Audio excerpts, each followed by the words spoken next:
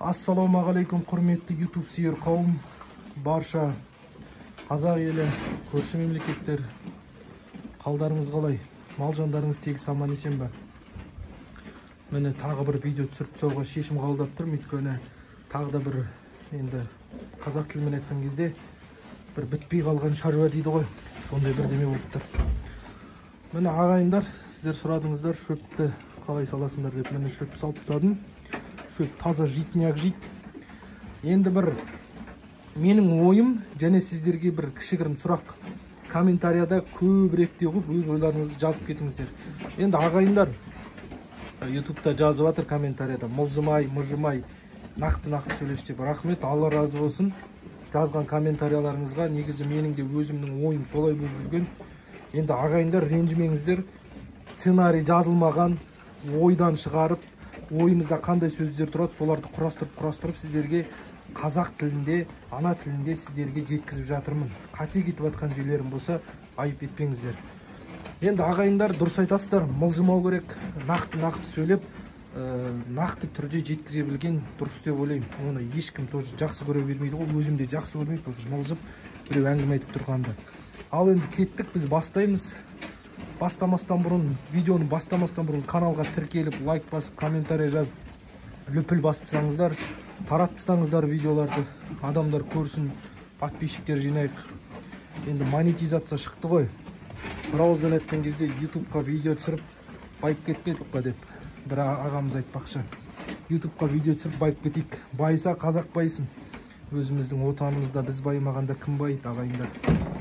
Ал кеттік, міне шөп салдым. Шөпті молырақ тауып салам.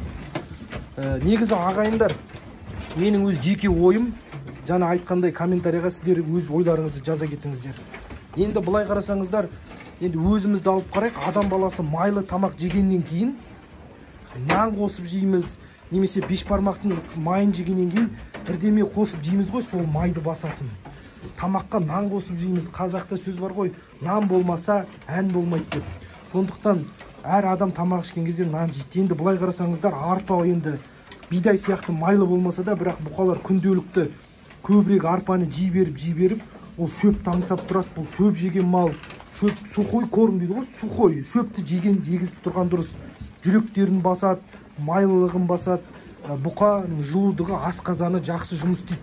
Мынау қорытуына да, күйіс қайтаруына да жақсы.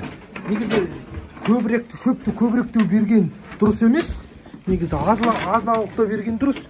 Әйтпесе шөпке тойып алып, жемді жемей қояды бұлар. Әбден жаман үйреніп алады. Ал бір жағынан енді өз мөлшерімен бір айыр көлемінде шөп салып отқан дұрыс деп есептеймін енді. Мен негізі бұның басында шөпті аз беріп жүргем. Бір уыс шөп, енді сіздерге көрсетейін. Міне, осындай бір уыс шөп, бұлай қарасаңыздар, мен беретінмін. Солай сіздерге өтірік, маған үшін 3 ай келдім ғой, міне. 3 ай аз-аздан берем шөп. Бұлай қарасаңыздар, бір айға бір-ақ рулон кетті менде. 250 килограмдық. Өзім эксперимент жасап көргем. Бұлай қарасаңыздар, сол шөпті көп жемесе де бұқалар семірді. Аллаға шүкір. Бірақ соңғы кездері жем жеулері что-то маған ұнамай жүр. Сондықтан шөпті қосып жатырмын. Эксперимент ретінде көріп жатырмын. Енді өз малым ғой, біреудің малы емес. Шөп жегеннен кейін жемді қалай жейді екен деп. Алла қаласа осылай бір апта көреміз, Алла нәсіп етсе. Жақсы жемді жейді деген ойдамын. Бірақ реніш жоқ, жемді жақсы жеп жатыр, семірулері де толулары да жақсы. Енді құрметті көрермендер, тағы да бір айтып кететін жағдай, бұқалар бордақыда тұрған кезде көбісі айтады, аяқтарына су жиналып, бұқа ақсап қалып жатады дейді. Енді соны ақсамас үшін таразда кальций шығады екен, кальций фосфат деген. Енді ағайындар, тараздың ағайындары болса, өтініш комментарияға жазыңыздар. Сол кальций фосфат керек болып тұр маған, бұқаларға беру керек. Негізі бірінші айлардан бастап берген дұрыс дейді. Енді менде ол ойда болмады, енді ғана ойыма келіп жатыр.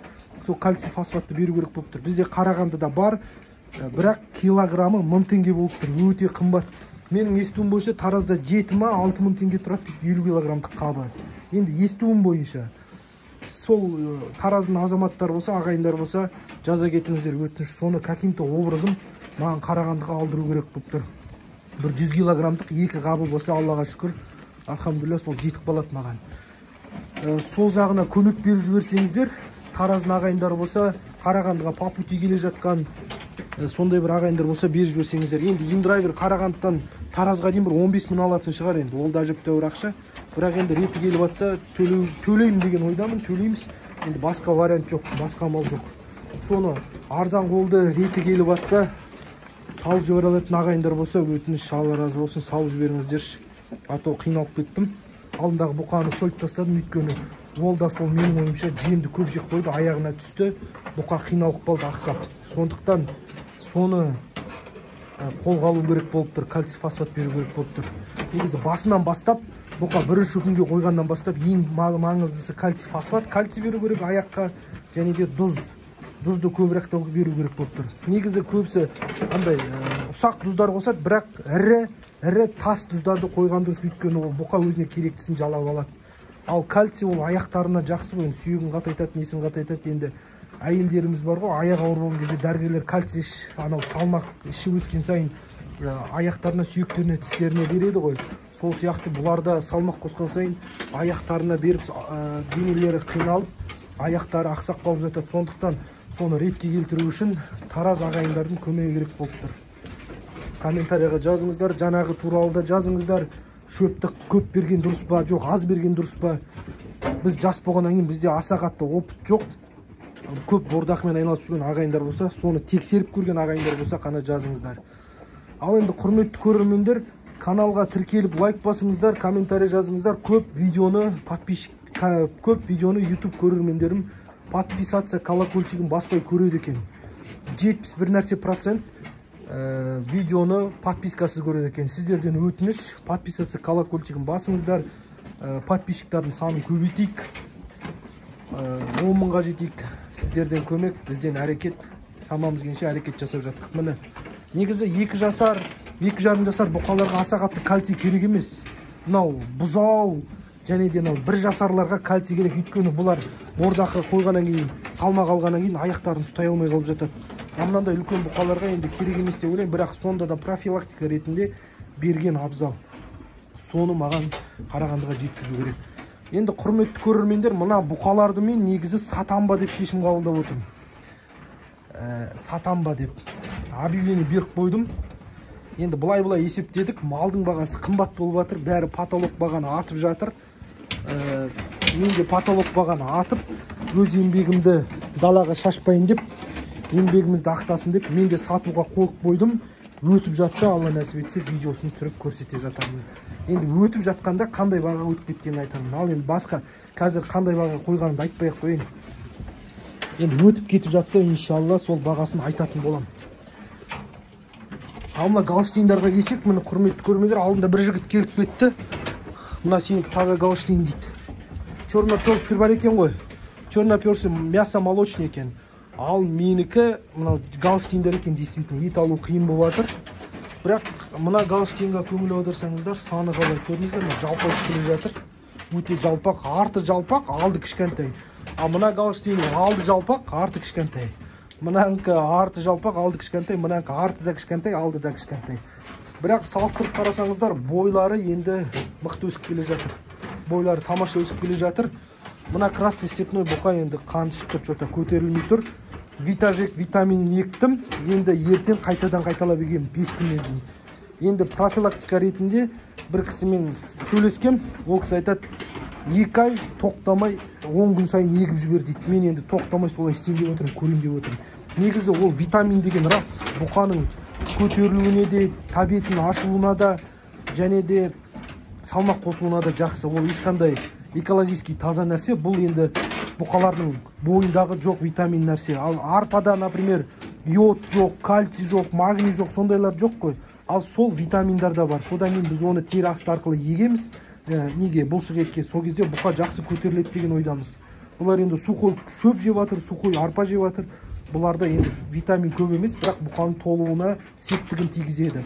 Ал витамин бұқаның тәбетін ашуына да, семіруіне де жақсы. Мынау біздің подсосымыз. Алдынан ғана көрсетем, енді бір артынан көрсетіп қояйын деп. Мынау біздің симментал аралас бұқамыз. Міне күйлерін бағалай кетіңіздер, комментарияға жазып. Маған өзіме білінбейді, сіздерге қалай. Мынау біздің каратист бұқаларымыз. теуіп әлі қатысып жатыр. Көрдіңіздер ме? Тебет. Міне күйін бағалай кетіңіздер. Мынау біздің 2-ге келген уже бұқамыз. 2-ге келді ғой бұлар. Міне күйін бағалап, сіздерге қалай өзгерді ма, өзгеріп келе жатыр ма? Маған аса қатты біліне қоймайды. Енді күнде жайғап жүргеннен кейін аса қатты біліне қоймайды. Бағасын бере кетіңіздер, ағайындар. Жақсы комментарий жазып тұрыңыздар. Қате кеткен жерім болса, айтып тұрыңыздар. Мен ренжімеймін. Қандай комментарий жазсаңыздар да. Яғни бір тепті мен өткіз жібердік. Тигенде күшті болушы еді. Тақтап тұрып таяқ жеуші еді. Міне құрметті ағайындар, сіздерге артынан бұқаларымның кішігірім обзор, тек қана алдынан көрсете берем, артынан бір көрсетіп қойын деп шештім. Енді бұларды ниятсыз долмен жуындыру керек болып тұр, өйткені өсіне пайда болып жатыр. Шөп нелері түсіп жатыр, жүндері. Ниятсыз долмен жақсылап тұрып жуындыру керек болып тұр. Істі бастар боқ-боқ оған көңіл аудармай қойыңыздар. Бірінің үстіне бірі тышат.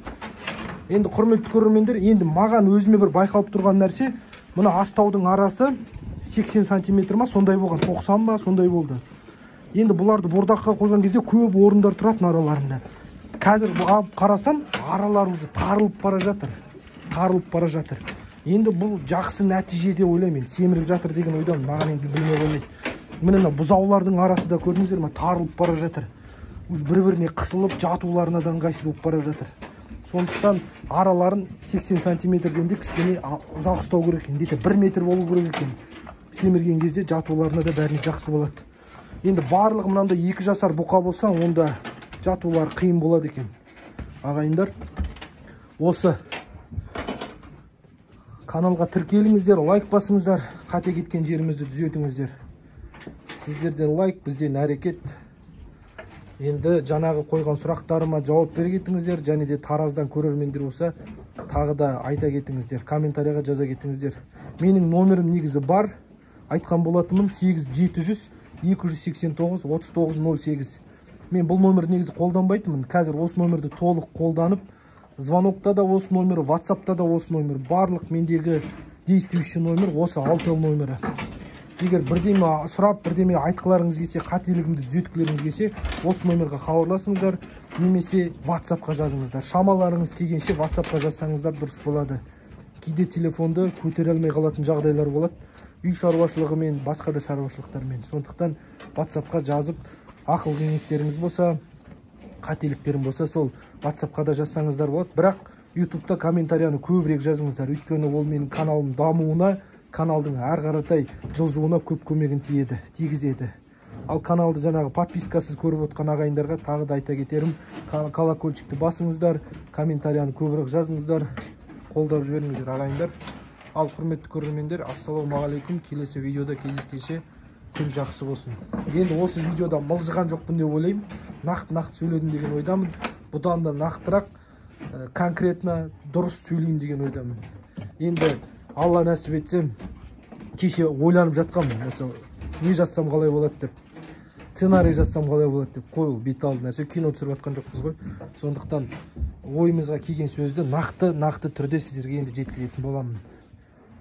Көре көсем боласын, сөйлей шешен боласын дейді. Сондықтан сіздердің арқаларыңызда шешен болатын сияқтымыз, нақты сөйлеп.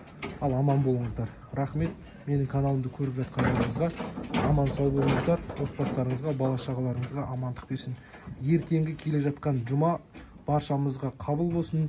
Жұмадан жұмаға жете берейік. Алдыда Рамазан айы, Рамазан айына 4 көз түгел жетуімізді Алла нәсіп етсін. Аман болыңыздар.